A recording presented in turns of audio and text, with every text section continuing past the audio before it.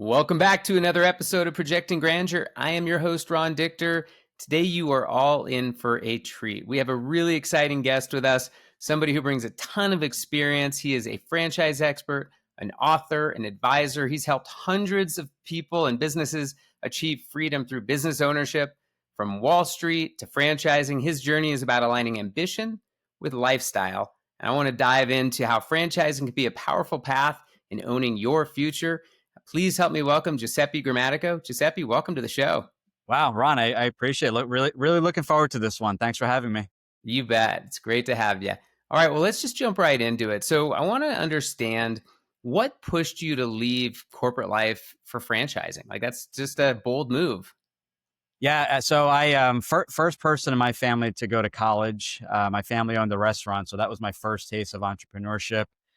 Didn't like those hours. We were working holidays and weekends, so I decided to go to school, go back to school for grad school. Got my MBA, and just didn't feel. You know, when you just don't fit in, it just didn't feel right. I didn't like having 20 different bosses above me and managers, and had zero control of my career. So I looked for different jobs. I looked for different businesses to start up. And then I came across a franchise coach and consultant, which is what I do today.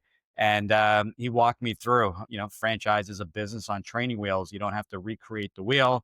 We have the system and you just have to, although not easy, you just have to follow that system and the coaching and things like that. So I said, this is great. And 20 years later, I'm still doing it. So absolutely love everything about franchising.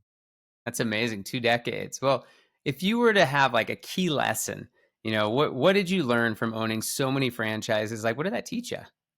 So I've owned both franchise and non-franchise businesses. The biggest takeaway is systems. You need to have systems in place in order to achieve the time and the financial freedom and everything. You hear this all the time. Sometimes it's overused. What the heck does even time and financial freedom you actually mean? And you can't be doing everything in the business. You need employees that are better than you. That was something else I learned, right? You can't be the best or an expert in every area of the business. You need to find people that are better at marketing than you and social media, website design, and things like that. So by finding the best staff, best partners that you can work with and putting those systems in place so that you can eventually back off the business. That's what I learned. Took me a while. I had a hard time letting go, but 20 years later, looking back, I kind of wish I let go a little bit sooner. I would have achieved a lot more, I would say, time freedom than I did the first few years. Yeah, swallow that ego and let the good people shine around you. I love that. Yes. Uh, well, I talk to a lot of people and quite a few authors, and I'm always intrigued about what motivates people to write a book because that's no small undertaking. Writing a book, like that, is your heart and soul being put out onto paper. So I'm curious why you chose to write Franchise Freedom, and who was your audience? Like, who needs that the most? So here's the book. It's nice and yellow, kind of grabs the attention. So I had no plans of ever writing a book, to be completely honest. Was working with a company. We had just launched a podcast in February of 2020, right before COVID hit, and things kind of shut down a little bit. Shut down, I shouldn't say a little bit. And the company I was working with said, we can utilize your podcasts and maybe do a series of 4 or 5 shows where we can repurpose those podcasts into a very short book, 50 pages or less. And I said, okay, that's a good idea, but why do I even need that? And he said, I still remember this conversation. They came back and said, it's a great way to get all your ideas down on paper. Sometimes people don't allow you to kind of explain what a franchise is or the system or kind of your general advice. So put it all down on paper. It gives the reader an opportunity to kind of digest everything at their own pace.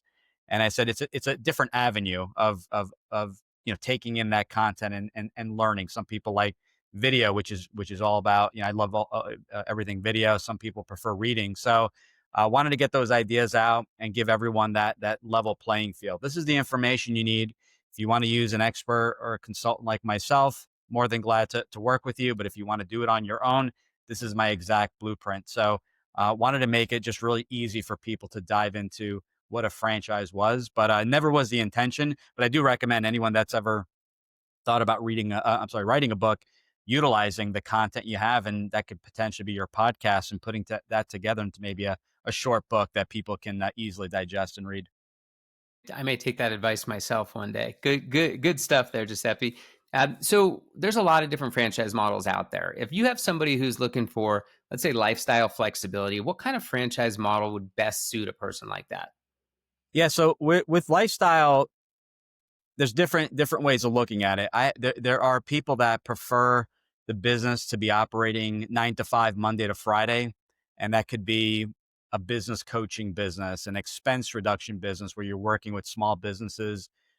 You typically between normal business hours, you're not really getting calls nights and weekends. So that's what I call kind of that lifestyle business that's immediate. For those that are willing to say, you know what, I'm going to put in the time, whatever it takes to get the business up and running, learn everything about the business. And I call that the building year, the first year where maybe you are building it, wearing every hat, performing every job function, finding that perfect general manager.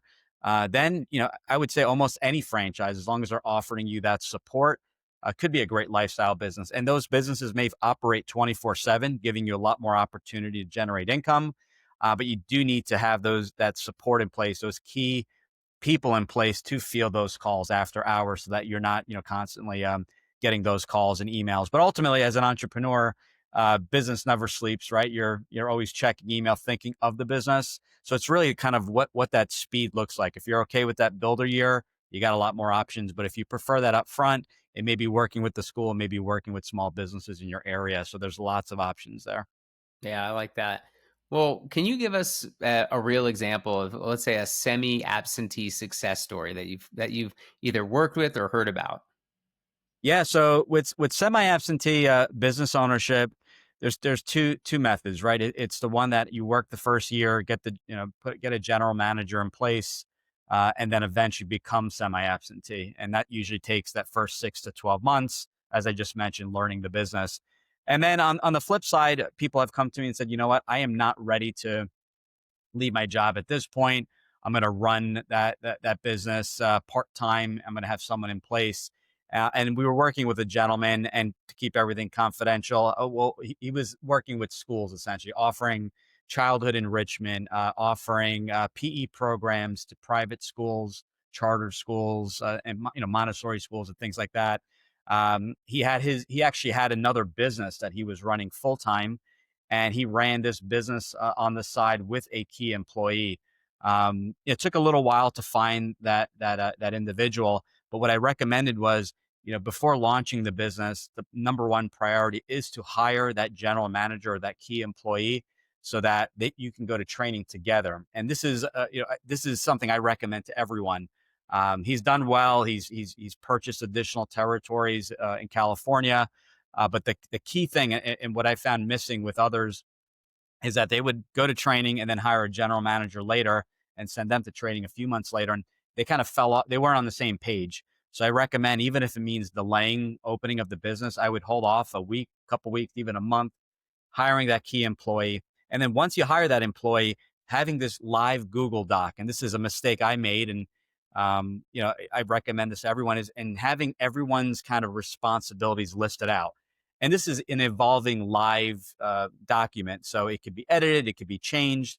That's not an issue. But, putting, when you are available during the day or during the week, listing all that down, and kind of saying, okay, these are my roles.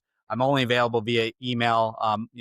9 to 5. After that, you can give me a call, and just getting very clear on the tasks, the roles, and things like that. So that was a piece of advice. He's done extremely well. That key employee turned into a few others. So eventually, he is not full time well, it was never full time, but he was able to back off the business. But he's done really well. But hiring that key role definitely takes some time. Don't rush it, and get very clear on your roles and when you are available. I like that. I think that really applies not just to franchising, that's anything. Anytime you have key employees. So the world is changing like ridiculously fast right now. I mean, faster than in my life that I've ever seen. Trends like AI, how is that reshaping franchise opportunities? It's big time. At first I was like, all right, AI, it's a tool, but it's completely reshaping the business world.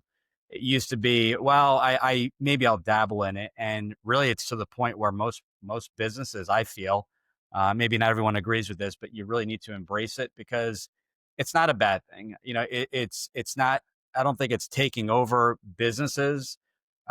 Is it making business more efficient? Absolutely. I use AI. I have an AI assistant that will book the first calls. I work the business myself. I cap my business personally due to how I like to run my business. I only work with 20 to 25 families at a time because everyone's kind of at different stages. And the admin stuff, the follow up emails, the sending of information, the booking of calls, it's all done through AI. And what it does is it saves costs, increases efficiencies. I can have that caller make 20 calls at the same time, probably hundreds of calls if I really kind of push it to the max. But in the franchising world, what they've done is they've actually used interviews like this and gathered the transcript and threw it into their AI system. And this is not the free stuff that we're getting online. This is an internal system, their own proprietary AI and tech or they're feeding it information, and that information is creating things. For example, for support, you're going a roofing franchise. The AI can assist via videos and FAQs and things like that to give you instant answers to maybe some of your questions if you're stuck on a job. It's able to book calls for franchisees where the call center can take and literally do thousands of calls at the same time for all the franchisees across the country. What does that mean? It's cutting back on costs, increasing efficiency.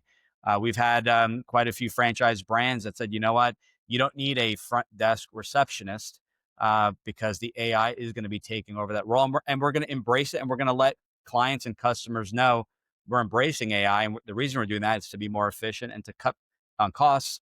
Things are getting expensive nowadays. We're trying to keep our costs in line. So yes, jobs unfortunately will be lost. There'll definitely be increase in efficiencies, but I also feel there's a lot more opportunity. Franchise companies are investing millions of dollars in AI, so maybe it's a shift of what you were doing from now and on the marketing side.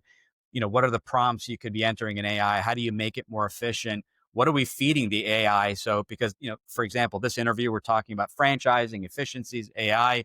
I can gather the transcript, throw it into, the AI platform that we're using, and it may be able to create a book, believe it or not. It may be able to create another podcast or information that I can send out via social media. It could be 30 days worth of content. So efficiency is big. Most of the brands we're working with are embracing it, and I think it's just a future. I think it's something that we have to be okay with and not be left behind. Yeah, I couldn't agree more with you on that. It is literally everywhere and part of everything we do today. Uh, well, as people start looking at different franchises, you've probably seen this better than anyone. But what are the red flags that people should watch for in any franchise deal? Red flags. So this is, you're having a conversation. So just say maybe you contact the franchise company. So if they're very aggressive out the gate, I had someone contact me and they said, just full disclosure, I'm talking with this brand. We had an initial call, and I'm going to be flying out there to meet the founders. That's to me an immediate red flag. Intro call, you're getting invited to essentially potentially close on the deal. It's a red flag. Why? Because they don't know if you're a good fit. You don't know if they're a good fit. Due diligence with the franchise takes some time. I would say bare minimum, it's going to take you at least a month, 30 days, bare minimum, to learn about the brand, to read that franchise disclosure document. That document is anywhere from 200 to 500 pages, depending on their how they disclose some of their financials for the franchisees. So if you're getting invited or that hard sale up front, that is a major red flag. Other red flags are you're asking questions and you're just not getting the information. It's very vague.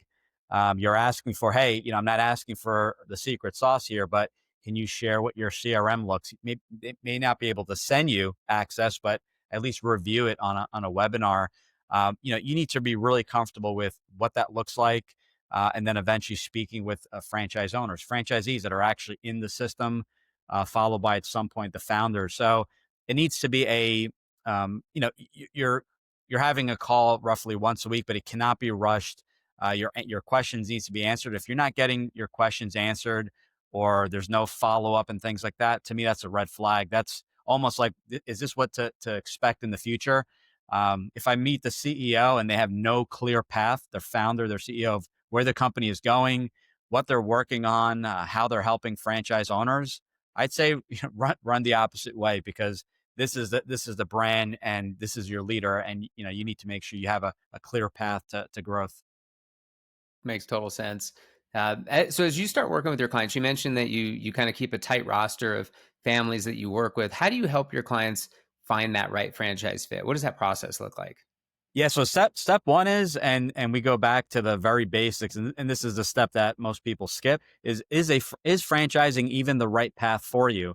Hating your boss, hating your job is not a great reason to owning a franchise. So, and franchise, what's a franchise? A franchise is a business on training wheels. You're getting support. It is not the right fit for everyone. It's also the right fit for a lot of people I work with. So, getting clear on three things. Number one, do you have money to invest? A franchise is not a no money down infomercial at midnight. This is a business. There's going to be some skin in the game, some equity. Uh, an SBA loan will require 20 or 30% down. So you're putting some money in. Secondly, are you okay following a system? You're not buying a McDonald's to change the menu. So are you okay following a system, and are you coachable? And third is time frame. If your time frame is less than 6 months, it's still okay to invest in a franchise, but don't go crazy looking at brands and contacting brands and checking on availability. It's just like buying a home. That home may not be available. If you find the perfect home and you tell the seller, you tell the realtor that you'll be back in a year to purchase. So do your due diligence and research, but have that time frame of 6 months or less. I usually recommend to start looking at brands. So that's step one. Step two is have the end in mind. Okay, we a franchise may be a good fit. So what is that franchise? Well, there's a lot of characteristics we need to review first, and it starts with the end in mind. Why are you doing this? What is your why? For example, my why was to spend time with my family. Growing up in the restaurant business, we never saw dad unless he was working. So why are you doing this? What's your why? And my why was creating that time freedom more than anything else. Became a soccer coach. My son turned 4. He is now he'll be 18. First day of school today. Varsity soccer senior year. So I've been, never missed a soccer game. So my why, that was my why. Same thing with my daughter, never miss an event. So what's your why? That's going to get you through those tough times. And then what does the business look like? Your role. What is your skill set? Someone that owns a roofing franchise. You don't have to have roofing experience or even home services experience, but what is that skill set that you bring to the table? Well, for me, it was I came from Wall Street and I brought sales. I brought networking to the table. That will work with just about any franchise, but that's the skill set that I brought to the table. And then we go down the list. Where are you located? What is the market you're looking at? The franchise may not be available in your market. They may not even be registered in your particular state. So we want to look there. Do you want a brick and mortar physical location, or do you prefer working from home? What do your employees look like? Are they W-2? Or are they 1099 contractors? So we go down this list of what the ideal business looks like. And only when we have completed that 1 hour call reviewing all those items, we put together a summary model and present about 2 or 3 brands that check off not some, but every box on that list that have availability in your market, potentially a resale. And then we make the intro directly to the brands for the candidates that we work with, the families that we work with, to continue the conversation with the brand. So instead of getting stressed out and do I look at food? Do I look at restaurants or gyms or what are trampoline parks? Let's figure out what the ideal business looks like. People have no idea what franchise, the investment is, right? They feel like it's $1 million investment, just like I did for a McDonald's. You can get into a business coaching franchise, and that may be 100 in that 100K range, maybe less, a little bit more.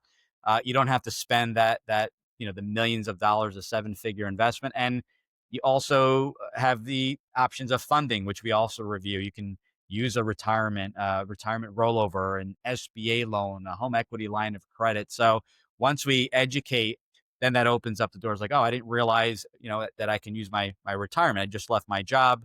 Maybe I do want to make a larger investment because I do have a $500,000 set aside in a traditional IRA or an old 401k. So getting specific on what the business looks like, where you're located, what will work best in your market. If it's mosquito spraying and you don't have mosquitoes, it's not going to work in your market. So we look at everything, and only then do we start presenting brands.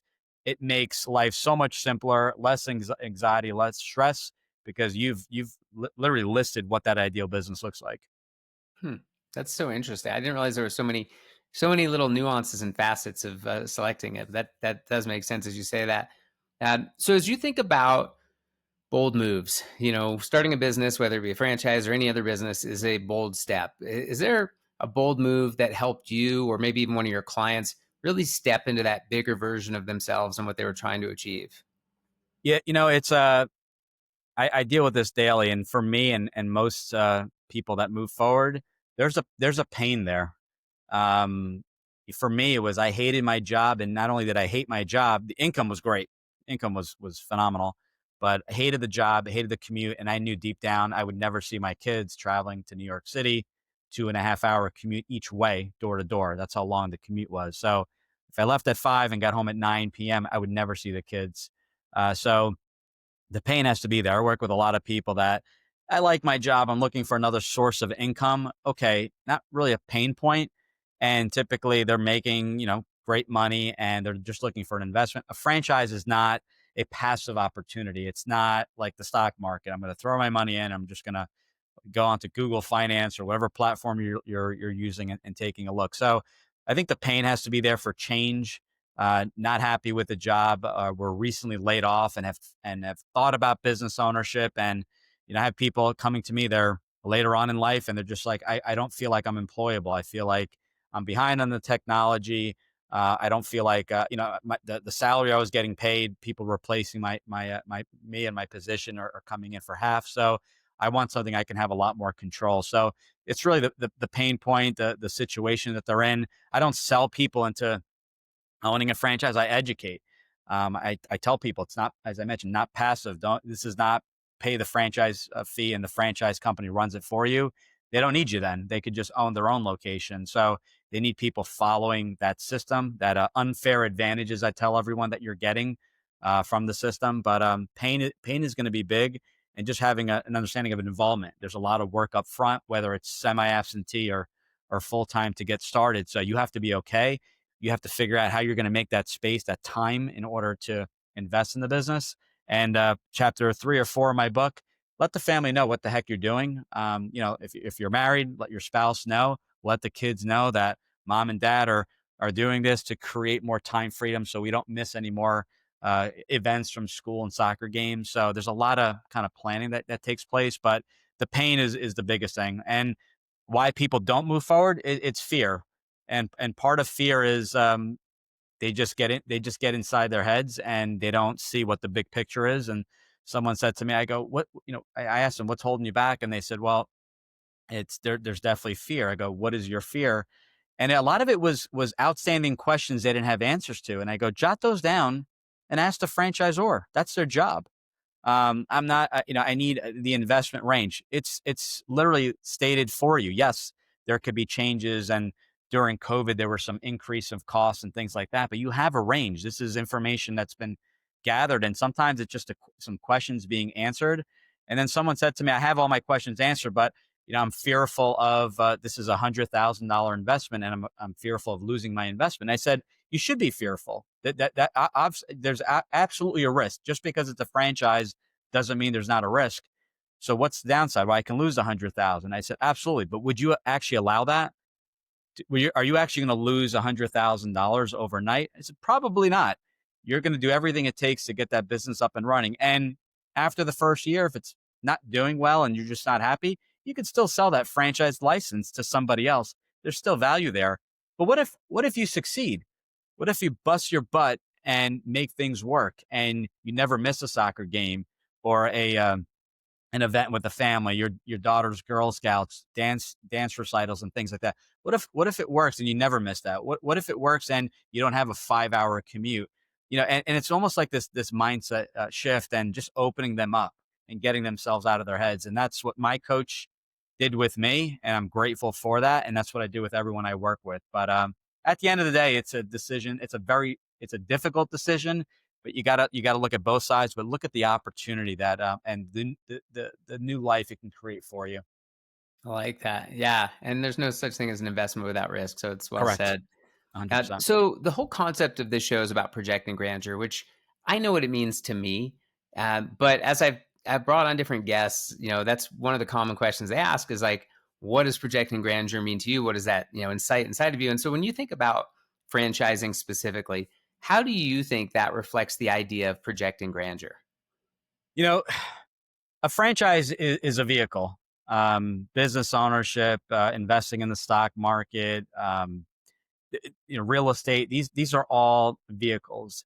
Um, you don't have to just be, I use franchising as my main source of income, that business, but I also invest in real estate. I also invest in the stock market. There's no right or wrongs here, but I always feel like there's this kind of main platform that you're using where a majority of your income is coming in. So coming in from. So what I feel, as far as a definition, I would, what is that vehicle that really helps you become happy, kind of shine that light, show your true colors, right? I feel like it's, what is that vehicle that's really going to let you experience, for me, was the time and financial freedom so that you can enjoy the other things in life.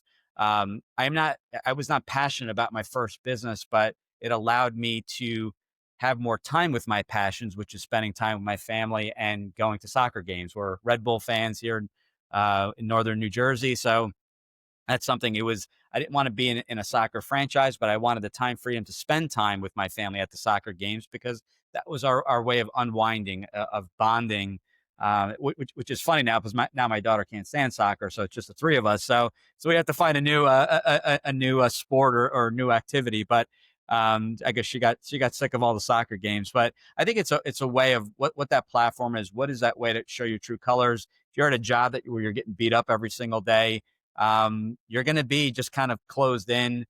Your creative juices aren't going to be flowing. I think once you find the right vehicle that allows you to have this autonomy, run the business as you see fit, hire individuals that you click with, that are great at what they do, as opposed to when you have a job, you're kind of stuck with whoever's there, right? Your manager's chosen for you, your staff is chosen for you. With the business, you have all these opportunities. I feel like you hire people that are better than you. You hire people that maybe motivate you, right? That get you going, that have this really positive outlook. So that's kind of I know that was a long-winded explanation, but that's kind of how I look at as far as the definition. No, I think that's a great example. And I just want to say it's really, like having your perspective. I think you're the first guest I've had that's really been an expert, in this concept. And I think as people think about, jumping into their own business, starting their own kind of journey, like, franchising is a real opportunity and it brings a totally different perspective. So if any of our audience wants to get a hold of you, they're looking to reach out, like what's the best way for people to find you? Yeah, if you, I think my website, GG, my initials, the franchise guide, GUIDE. So ggthefranchiseguide.com.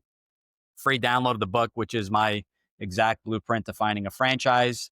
If you're more visual, prefer shows, there's 250 plus podcasts also called Franchise Freedom. The YouTube is on there and the audio, so you can pick and choose whatever works best. I always listen to the shows and fast forward as I'm sometimes binge watching a show.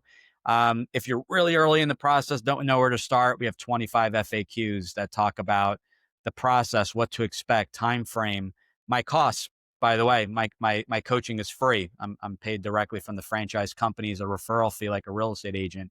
So what I recommend is that if you have any burning questions or you're really stuck and you really want to dive in, you could book a call, top right hand corner of the website. It's going to ask you 3 questions. We talked about them earlier. If a franchise is a good fit, and we jump on a call, what's the investment? 20 minutes. Sometimes we go a little bit over, and we can figure out together on that call if a franchise may be a good fit. In many cases, it is, and the timing isn't right. Maybe you have bad credit, or you don't have the financials yet. Or I was talking to someone. Unfortunately, they were going through a divorce, and they said, "I'm going to need more time for everything to settle." No problem. They gather the information, send them some resources, and we schedule a 3-month follow-up. So go to the website, has everything. And I encourage everyone, even if you have a burning question, there's no silly questions. book a call, 20 minutes, and we'll do a video chat, and I'll help you the best I can. That's amazing. Well, I'll put all the links inside of the show release as well as your socials so people can connect with you. But just want to say thanks. It's really, really been insightful to kind of hear your journey, understand a lot more about franchising. I feel like I'm totally educated now. Maybe not fully, but at least I have a better understanding and really, understanding that franchising can be a gateway for not just purpose, but freedom. I never really thought about it like that, but it's a really good perspective. And so to our listeners out there, make sure to connect with Giuseppe and keep boldly projecting your own grandeur. It's different for everyone, as we just heard, and find yours. So thanks for tuning in. We'll talk to you next time.